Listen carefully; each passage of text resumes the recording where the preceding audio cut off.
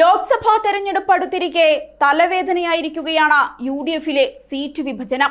3ാം seat എന്ന മുസ്ലിം ലീഗിന്റെ ആവശ്യം കോൺഗ്രസ് നിരസിച്ചിരിക്കുകയാണ്.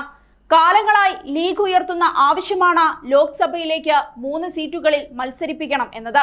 എന്നാൽ സിറ്റിംഗ് സീറ്റ് വിട്ടു നൽകാൻ കഴിയില്ലെന്നാണ് ഇക്കാര്യത്തിൽ കോൺഗ്രസ് സ്വീകരിച്ച നിലപാട്. കോട്ടയം സീറ്റ് കേരള കോൺഗ്രസ് ജോസഫ് ഗ്രൂപ്പിന് നൽകാനാണ് UDFിലെ ധാരണ. കൊല്ലം RSPക്ക് തന്നെ നൽകും. ലീഗിന്റെ ആവശ്യത്തിൽ നിലവിലെ സിറ്റിംഗ് സീറ്റ് വിട്ടു നൽകാനാകില്ലെന്ന വ്യക്തമായ നിലപാട് കോൺഗ്രസ് മുന്നോട്ട് വെക്കുന്നുണ്ട്. ഈ തീരുമാനം വൈകാതെ ലീഗ് നേതൃത്വത്തെ അറിയിക്കുമെന്നും കോൺഗ്രസ് വ്യക്തമാക്കിയിരിക്കുകയാണ്. വയനാട് സീറ്റാണ് ലീഗ് ആവശ്യപ്പെട്ടത്. കണ്ണൂർ, വടകര സീറ്റുകളിലും ലീഗ് അവകാശവാദം ഉന്നയിച്ചിരുന്നു. എന്നാൽ ഇത് അനുവദിക്കില്ലെന്നാണ് നിലവിലെ സാഹചര്യങ്ങളിൽ നിന്നും വ്യക്തമാകുന്നത്. 16 സീറ്റുകളിൽ കോൺഗ്രസ് തന്നെ മത്സരിക്കും. 2 സീറ്റ് മുസ്ലിം ലീഗിനും ഓരോ സീറ്റ് വീതം കേരള കോൺഗ്രസിനും RSPക്കും നൽകാനാണ് തീരുമാനം. അതേസമയം മുസ്ലിം ലീഗ് നേതൃത്വത്തെ കാര്യങ്ങൾ ബോധ്യപ്പെടുത്തിയിട്ടുണ്ടെന്നും UDF യോഗത്തിൽ സീറ്റ് വിഭജനവുമായി ബന്ധപ്പെട്ട അന്തിമ തീരുമാനമുണ്ടാകുമെന്നും കോൺഗ്രസ് വ്യക്തമാക്കിയിട്ടുണ്ട്.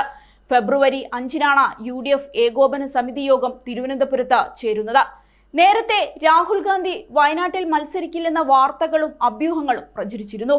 ഇതിന് പിന്നാലെയാണ് വയനാട് സീറ്റ് ആവശ്യപ്പെട്ട് മുസ്ലിം ലീഗ് രംഗത്ത് വന്നത്. മലബാറിൽ ഒരു സീറ്റ് കൂടി വേണമെന്നാണ് ലീഗ് ഉന്നയിക്കുന്ന ആവശ്യം. രാഹുൽ ഗാന്ധി മാറി നിൽക്കുകയാണെങ്കിൽ ജയപ്രതീക്ഷയുള്ള വയനാട് സീറ്റ് തന്നെ ചോദിക്കാമെന്നായിരുന്നു പാർട്ടിയുടെ ലക്ഷ്യം. നിലവിൽ മലബാറിലെ തന്നെ 2 മണ്ഡലങ്ങളാണ് മുസ്ലിം ലീഗിന്റെ കൈവശമുള്ളത്. മലപ്പുറം, പൊന്നാനി മണ്ഡലങ്ങളാണ് ലീഗിന്റെ സിറ്റിംഗ് MPമാരുള്ളത്. ഇത് 3ആയി ഉയർത്തുകയായിരുന്നു വയനാട് സീറ്റ് ചോദിച്ചതിലൂടെ ലീഗ് ലക്ഷ്യമിട്ടത്. എന്നാൽ നിലവിലെ സാഹചര്യത്തിൽ കേരളത്തിൽ നിന്ന് തന്നെ പരമാവധി സീറ്റ് ഉറപ്പിക്കുവാനാണ് കോൺഗ്രസ് ശ്രമിക്കുന്നത്. അതുകൊണ്ട് തന്നെ ലീഗിന്റെ 3ാം സീറ്റ് എന്ന മോഹം നടക്കില്ലെന്ന് തന്നെയാണ് വിലയിരുത്തപ്പെടുന്നത്.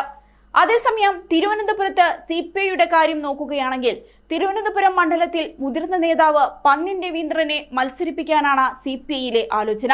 ഇത്തവണ ശക്തനായ നേതാവിനെ പരിഗണിച്ച മത്സരം കടുപ്പിക്കണമെന്ന വികാരം പാർട്ടിയിലുണ്ട്. ഈ സാഹചര്യത്തിലാണ് പന്ന്യന്റെ പേര് പരിഗണിക്കുന്നത്. എന്നാൽ തെരഞ്ഞെടുപ്പ് രാഷ്ട്രീയത്തോട് വിമുഖത കാട്ടി നിൽക്കുന്ന അദ്ദേഹം മത്സരിക്കാൻ തയ്യാറാകുമോ എന്നതും സംശയമാണ്. മണ്ഡലത്തിൽ CPI അവസാനമായി വിജയിച്ചത് പന്ന്യനിലൂടെയായിരുന്നു. 2005-ൽ PK വാസുദേവൻ നായർ അന്തരിച്ചതിനെ തുടർന്ന് നടന്ന ഉപതെരഞ്ഞെടുപ്പിലായിരുന്നു ഇത്. K കരുണാകരന്റെ DICKയുടെ പിന്തുണയോടെയായിരുന്നു ആ വിജയം. 2009-ലെ തെരഞ്ഞെടുപ്പിൽ വീണ്ടും പന്ന്യനെ മത്സരിപ്പിക്കാൻ CPI നീക്കം നടത്തിയെങ്കിലും അദ്ദേഹം തയ്യാറായില്ല.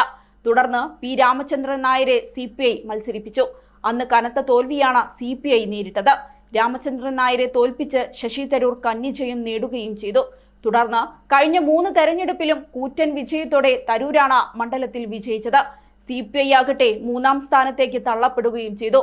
ഏതായാലും സ്ഥാനാർത്ഥി നിർണയത്തിലും സീറ്റ് നിർണയത്തിലുമൊക്കെയായി തല പുകയ്ക്കുകയാണ് ഓരോ രാഷ്ട്രീയ പാർട്ടികളും.